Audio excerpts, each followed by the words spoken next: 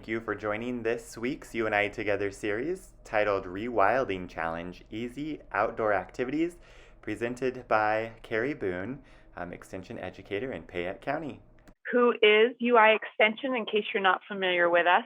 We bring knowledge and research of the University of Idaho to you where you live when it's convenient for you.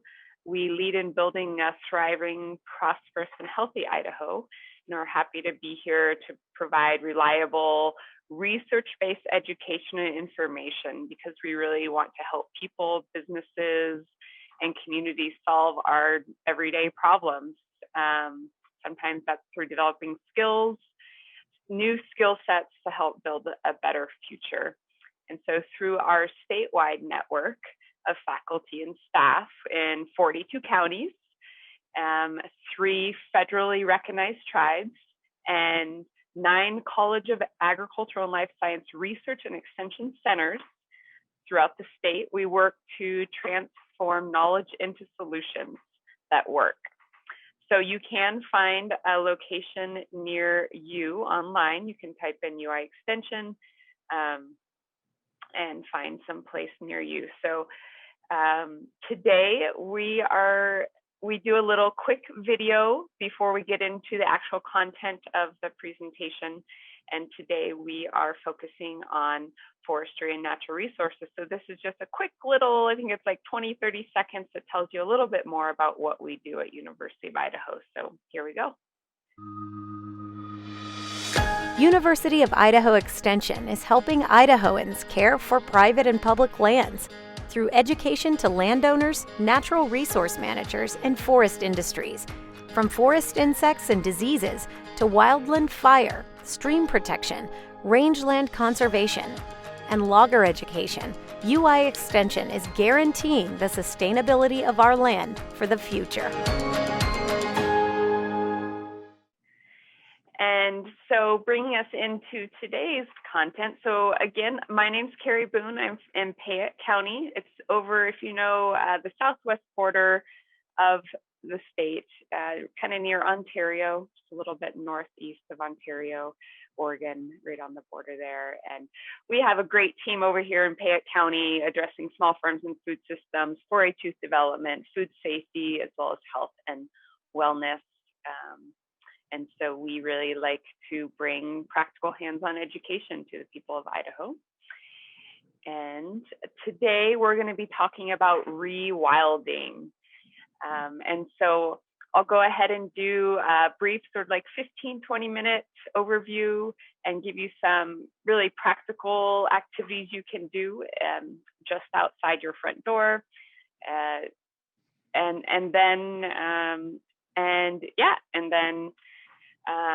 you can go ahead and take notes if you like and try these things after this presentation. So what is this term rewilding? It's a kind of a new concept that people have been talking about to kind of reconnect with our inner wild child, kind of reverting back to our natural state of being in nature. We get really disconnected by being constantly tied to our cell phone and other forms of technology. And this is a way where we can work on kind of detoxing from all of that digital platforms that kind of take us away from our natural state, because ultimately we are a part of nature and we want to reconnect to that, which is where we are meant to be. And part of that is turning our awareness to our natural surroundings, whether it be in a forest or in the mountains or in your own backyard or even in urban areas. And the science behind this is pretty clear that simply being in a natural environment can do things like lower your heart rate, your blood pressure, deal with anxiety and depression, and increase your feelings of well-being and have an overall healthier physical, emotional, and spiritual life. And so that's where this is heading to, and why we're doing it. And as I was putting this together, I was like, wow, okay, I'm telling people to go outside, and because it helps your health and well-being. However, it is really smoky and hot out here in Southwest Idaho. And so I just wanted to take a minute to address that and how can we still go outside and be healthy and safe and cool currently. And so one way to do that is to kind of gravitate towards shaded and treed areas. So there's plenty of research behind how trees remove pollution from the atmosphere. It improves our air quality. For example, one large tree can provide a day's supply of oxygen for up to 4 people. The trees can lower surface and air temperature by providing shade. For example, shaded surfaces can be like 20 to 45 degrees cooler than the peak temperatures of the unshaded areas. And so as we talk about going outside and trying to stay safe and cool, being in shaded areas, gravitating towards those trees is going to be the best practice here. So even that last picture I put up there is in an urban environment, because I sort of want to emphasize that these activities can also be done in urban areas, whatever's right outside your door. So these are some hands-on interactive activities that you can do by yourself, with your kiddos, with your family, your parents, grandparents, your neighbors, really basic things just to try and get you to reconnect with the environment around you. So again, you can sort of take notes if you want through this presentation, and afterwards go ahead and try them out and send us pictures in the introductory email you got when you registered for this class. There's a link where you can upload pictures and win prizes. And we'll talk a little bit more about that at the end. And so there's 3 main easy activities that I want to introduce to you and hopefully inspire you to try out on your own. So 1 is about grounding, what's under your feet. 2 is waking up your ears, and 3 is urban nature search. So I'll go through each of those. So the first one, this is really simple. And actually, I'm going to do it right now. And I invite you all to throw those shoes off, even if you're inside. You can join in and feel the carpet, the linoleum, the wood floors, whatever under your feet right now, just to kind of give you a sense of what this is all about. And so the first step in rewilding ourselves is to put our feet on the ground outside of our shoes and notice what you feel under there. Is it soft? Is it gritty? Hopefully nothing pokey. Stay away from any of the weeds and pokey things in the grass. Maybe feeling like the texture, if it's smooth, and asking yourself, what is down there? What's below my feet? What is that? You might also just want to sit there quietly in the grass and feel the grass under your feet and how nice and cool it is.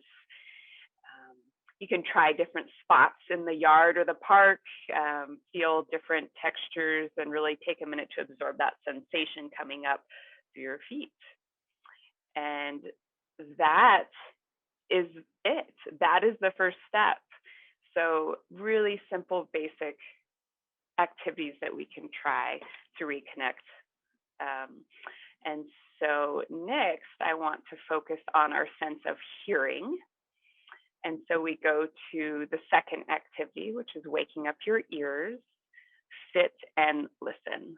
So this includes, 1, finding a quiet-ish spot to sit. So if you're in sort of more urban area, just as quiet as you can find, sitting and listening for 5 minutes, and then making a sound map of what you hear. So what is a sound map? So you're basically, you can draw a X on any kind of piece of paper, and that indicates where you are in relationship to your surroundings. And then you can kind of use your own symbols to draw a map of the sounds around you. If you can see in the image there, she's got images of like water and wind and a dog barking, a car, a bird. Anything you hear, you draw a symbol in relation to you that X. And you can make it fun with markers, pens, crayons. If you want to get creative, a pencil works just fine. And you can practice doing this regularly to become more aware of the living things around you, even in just your backyard. I'm always really surprised at how many different, for example, bird songs I hear in my teeny tiny, like, suburban backyard. So yeah, that is the second activity that we can do. And thirdly, the urban nature search. So this is going to engage our skill of observation.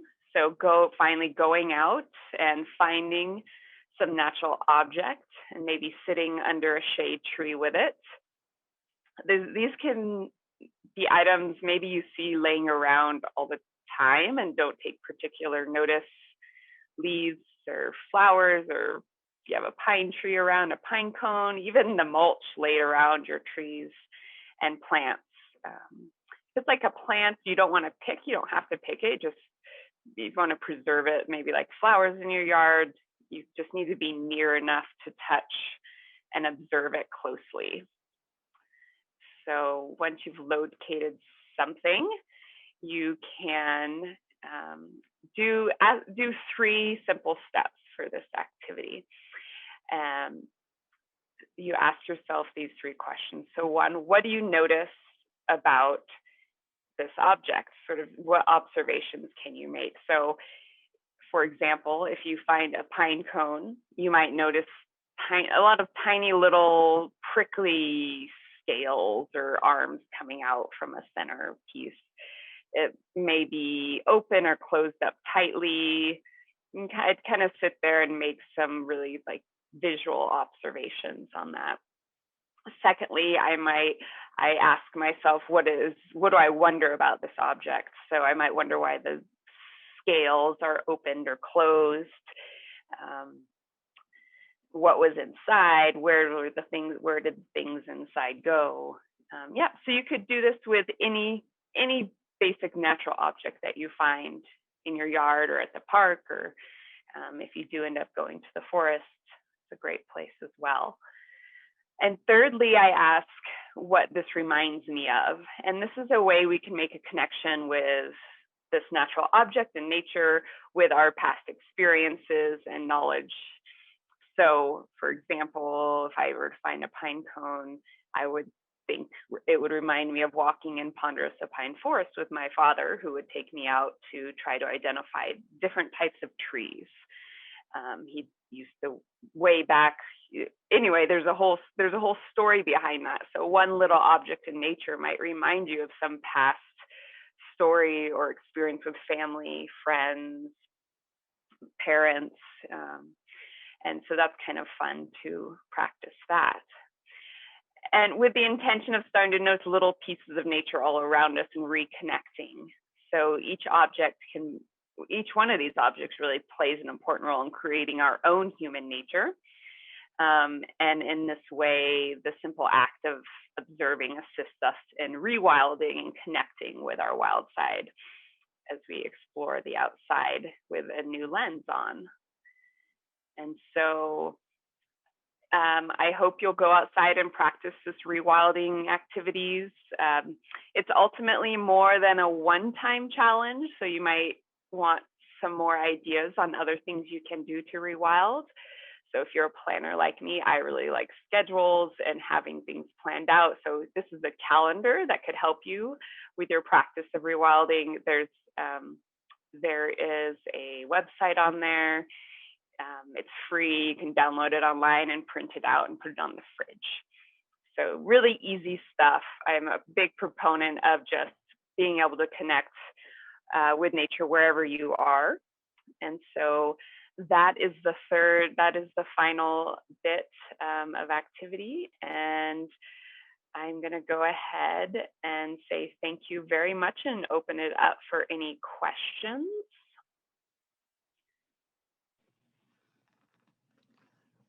So do we have any questions for Carrie? And while you're contemplating that a little bit, I'll throw one out and just ask Carrie, of all the various activities that you've done, what what's been your most favorite? What really helps you connect? Then finding the object and asking myself those questions that I mentioned has been just really helped me become more observant of what's the nature that's around us. And it kind of makes me all tingly inside when I think about different activities or just experiences or history that I've had that like a pine cone can remind me of. And it just seems really weird and awkward, but it like, I'm like, oh, I remember, being with my dad in the forest, and that's a kind of a nice warm feeling. And I think it's pretty good at making that human environment connection. So that one's my favorite, the urban nature search. So yeah.